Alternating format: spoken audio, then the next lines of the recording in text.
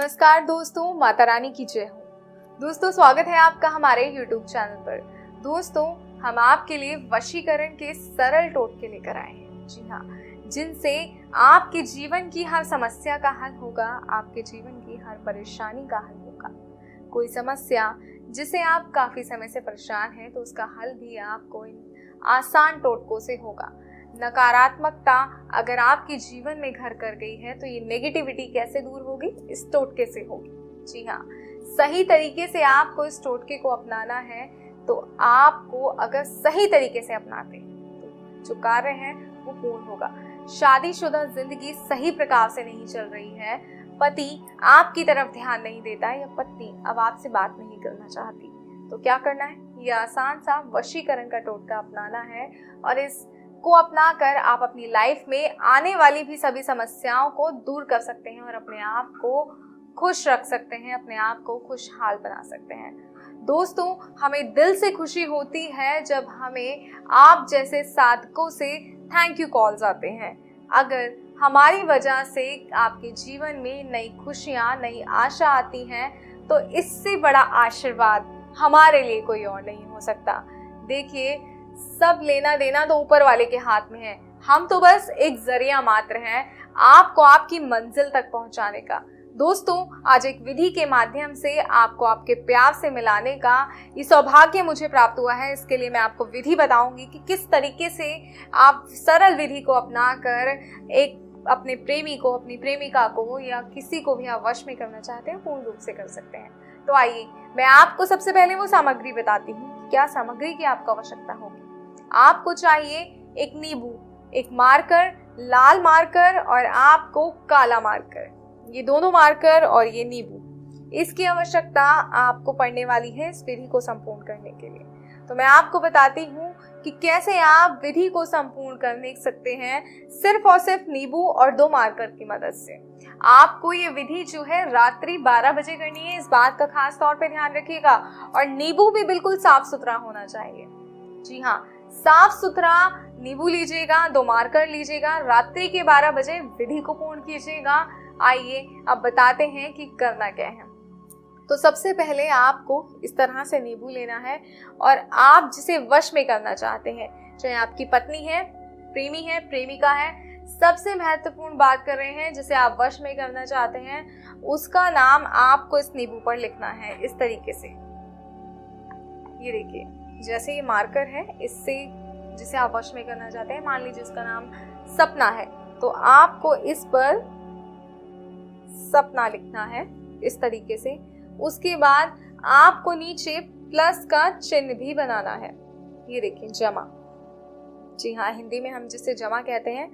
नाम लिखना है, प्लस का चिन्ह बनाना है और उसके नीचे उस व्यक्ति का नाम, यानी आपका नाम। जी हाँ, सबसे पहले उसका नाम जिसे वश में करना चाहते हैं और नीचे आपको अपना नाम लिखना है। मान लीजिए नाम है दीपक, तो ये हमने लिख दिया दीपक। तो इसमें सपना जमा दीपक, सपना प्लस दीपक, इस तरीके से आपको इस नींबू को तैयार करना है। आपको 11 बार इस नींबू को अपने सर से इस तरीके से घुमाना है और 11 बार मंत्र का उच्चारण करना है। आइए मैं आपको बताती हूँ वो प्रचंड मंत्र क्या है, वो सिद्ध मंत्र क्या है। वो मंत्र है चंडी मंत्रे निमंत्रे त्वच। जी हाँ, बस 3 शब्दों का आसान सा मंत्र है, उच्चारण पे ध्यान दीजिएगा। चंडी मंत्रे निमंत्रे त्वच। जी हाँ, इस मंत्र का आपको 11 बार जाप करना है। जैसे जैसे आप घुमाएंगे सर पे, आपको मंत्र का जाप करना है। फिर उस नींबू को आपको जमीन पे रख देना है और जमीन पे रख कर 111 बार इसको पैर से दबाना है इस तरीके से।